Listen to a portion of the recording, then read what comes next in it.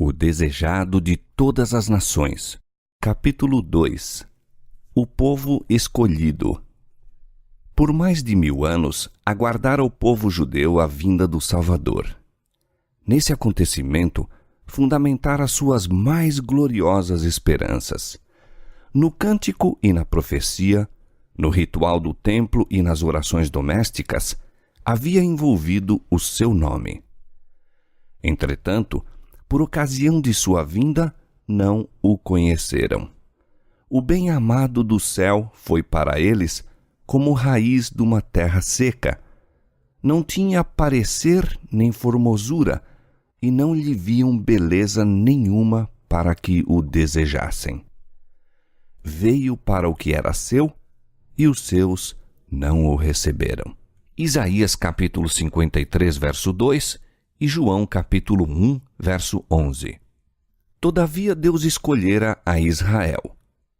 Ele o chamara para conservar entre os homens o conhecimento de sua lei e dos símbolos e profecias que apontavam ao Salvador. Desejava que fosse como fonte de salvação para o mundo. O que Abraão fora na terra de sua peregrinação, o que fora José no Egito e Daniel nas cortes de Babilônia, devia ser o povo hebreu entre as nações. Cumpria-lhe revelar Deus aos homens. Na vocação de Abraão, Deus dissera: abençoar-te-ei e tu serás uma bênção, e em ti serão benditas todas as famílias da terra. Gênesis capítulo 12, versos 2 e 3. O mesmo ensino foi repetido pelos profetas. Ainda depois de Israel haver sido arruinado por guerras e cativeiros, pertencia-lhe a promessa: então os restos de Jacó estarão no meio de muitos povos, como um orvalho que vem do Senhor, e como gotas de água que caem sobre a erva, sem dependerem de ninguém e sem esperarem nada dos filhos dos homens. Miqueias capítulo 5, verso 7. A respeito do templo de Jerusalém, o Senhor declarou por intermédio de Isaías: minha casa será chamada casa de oração para todos os povos. Isaías capítulo 56, verso 7. Mas os israelitas fixaram suas esperanças em mundanas grandezas.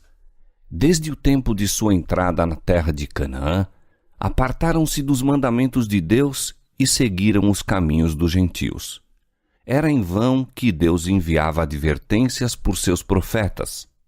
Em vão sofriam eles o castigo da opressão gentílica. Toda reforma era seguida de mais profunda apostasia.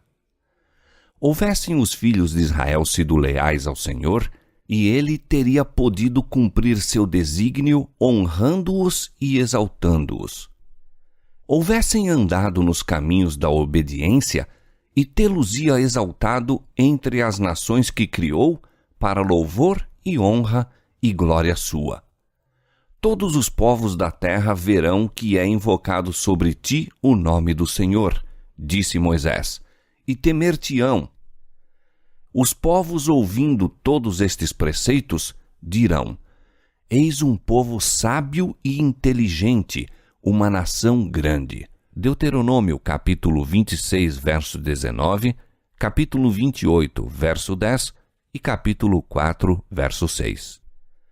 Devido à sua infidelidade, porém, o desígnio de Deus só pôde ser executado através de contínua adversidade e humilhação. Foram levados em sujeição à Babilônia e espalhados pelas terras dos pagãos. Em aflição, renovaram muitos sua fidelidade ao concerto de Deus.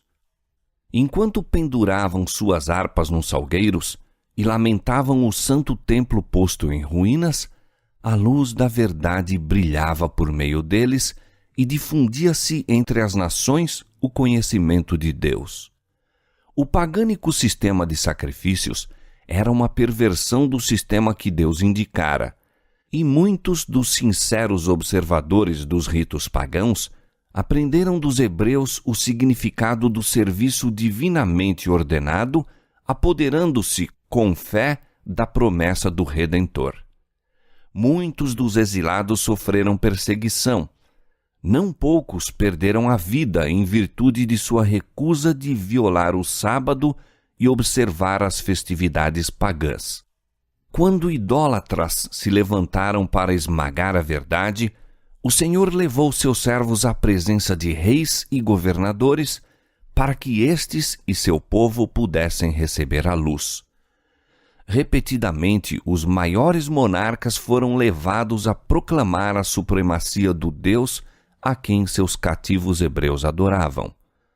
Mediante o cativeiro de Babilônia, os israelitas foram realmente curados do culto de imagens de escultura.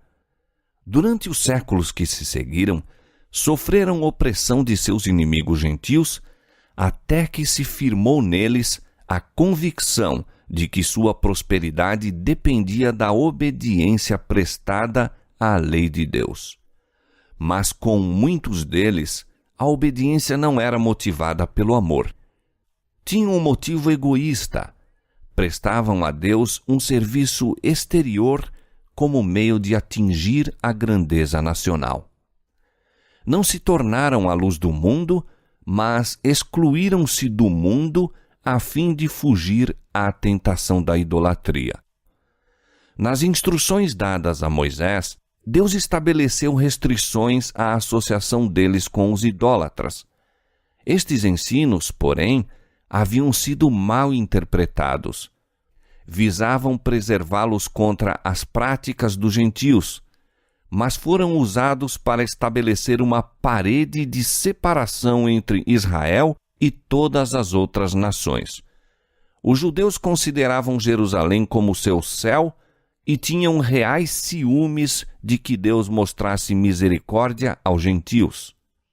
Depois da volta de Babilônia, foi dispensada muita atenção ao ensino religioso. Ergueram-se por todo o país sinagogas, nas quais a lei era exposta pelos sacerdotes e escribas. E estabeleceram-se escolas que, ao par das artes e ciências, professavam ensinar os princípios da justiça.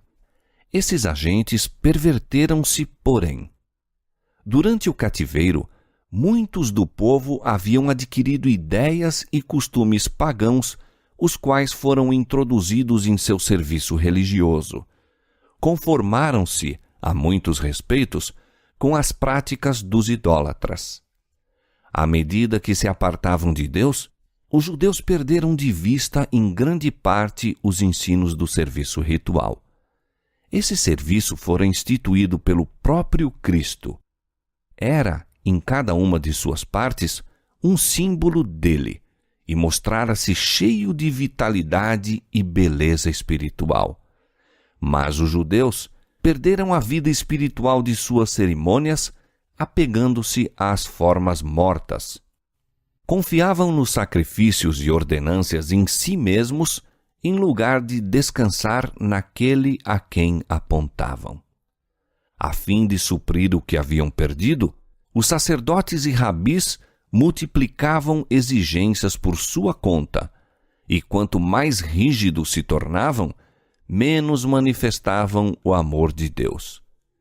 Mediam sua santidade pela multidão de cerimônias, ao passo que tinham o coração cheio de orgulho e hipocrisia.